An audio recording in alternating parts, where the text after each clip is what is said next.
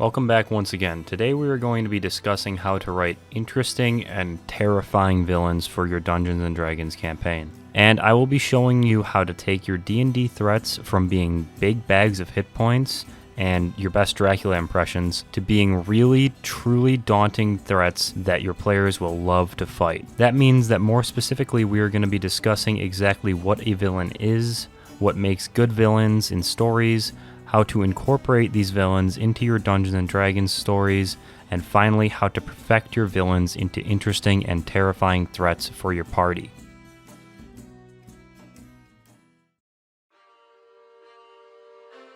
So, in traditional storytelling, your villain is the embodiment of the antagonistic forces working against the protagonists. And these antagonistic forces are used to motivate the audience to support the protagonist and despise the antagonist, keeping them hooked and coming back to continue to consume. These villains can be pure evil incarnate. They could stand for a cause, they could stand for no cause, or they can be unmotivated creatures of general destruction. Any of these types of villains are fine, they have worked and will work if used properly. And properly using a villain means fleshing them out and allowing the audience to understand them in a way, if they are a more human villain. If your villain is a religious fanatic, give them a passionate speech from the villain's perspective to your audience. Show your audience that the villain is either using logic or emotion to justify their actions, and do everything in your power to get your audience to think like that villain, even if it is just for a second. Or properly fleshing out your villain could mean exposing your audience to the villain repeatedly and cementing the threat that they serve through throwing it in your audience faces over and over and over again. If your villain is a great big monster that is killing and leaving a trail of destruction without rhyme or reason, show that destruction off to your audience. Let them see not only the carnage that this monster has left in its own wake, but let them see the aftermath. The tears of the parents who lost their children, the outrage of people who lost all they own, and the confusion to why it happened to them. And often stories can have multiple villains even that are different types of villains. But when doing this, it is important to have the villains relate to each other in some way. Having an unstoppable, mindless threat that seems to be unending and all-powerful can cause people to become desperate and scared. And that is when people are at their most dangerous. And that is when you should show your audience that the fear of a threat can cause people to act worse than the threat itself.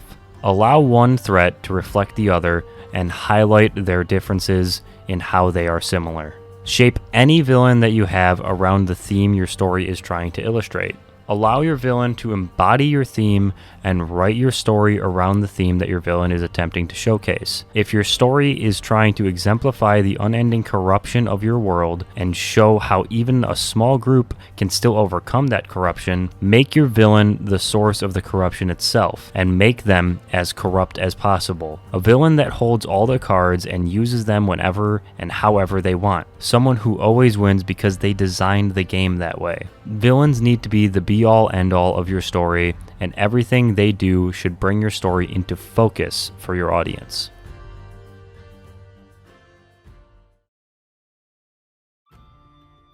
Now, everything that I have said so far is important and still applies, but then again, this isn't traditional storytelling. This is Dungeons & Dragons. So, no matter what your villain is, whether it is a big bag of hit points that is walking around destroying cities and eating orphans, or a vampire lord who is sitting in his tower and also still eating orphans, but eating those orphans with a purpose, either of these is perfectly fine, and you can apply what I said prior to this and still have a good villain. But in order to have a great villain, you need to take it a step further. Because, like I said, this is Dungeons & Dragons, and you can't have the party just lose fight after fight against the villain just to prove that that villain is strong. And you also can't monologue in front of your D&D party for 45 minutes so that they understand all of the deep intricacies of your story. But what you can do is have your party fight against your villain for 4 hours every session for as long as you want until your campaign is over.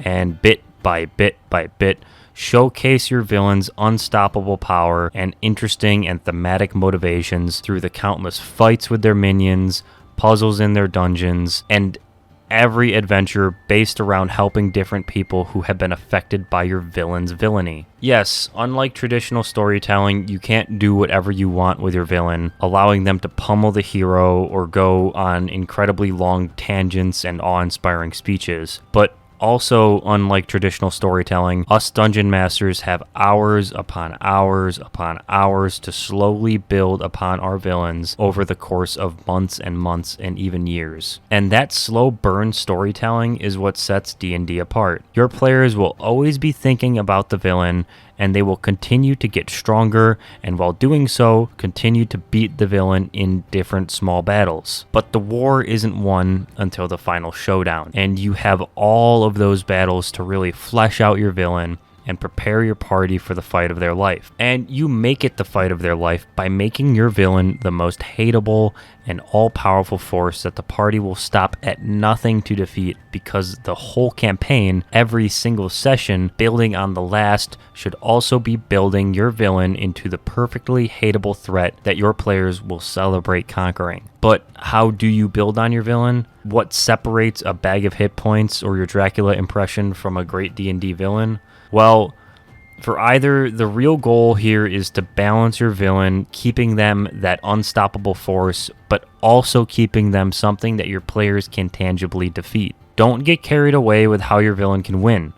Instead, the best way to do a Dungeons & Dragons villain isn't by making something that is trying to beat the party. When you make a Dungeons & Dragons villain, you want to make something that is trying to achieve a goal separate to the party. And you need to make something that is already set on a course to achieve this goal before the arrival of the party. And then after this, as a DM, you should be obsessing over finding ways to aim your party at stopping the villain from achieving said goal. And then come up with loads and loads of ways that your players are going to do just that. This way, instead of writing a story to stop your players, you are writing a story to help your players defeat the villain that you created to be defeated. And you are building your entire campaign around your party and the villain and their actions around, against, and through each other that all build on the theme you are telling and the story that your players are telling. That is how you make a great Dungeons & Dragons villain, by building a traditional villain that has no chance of failing until the party comes into the picture.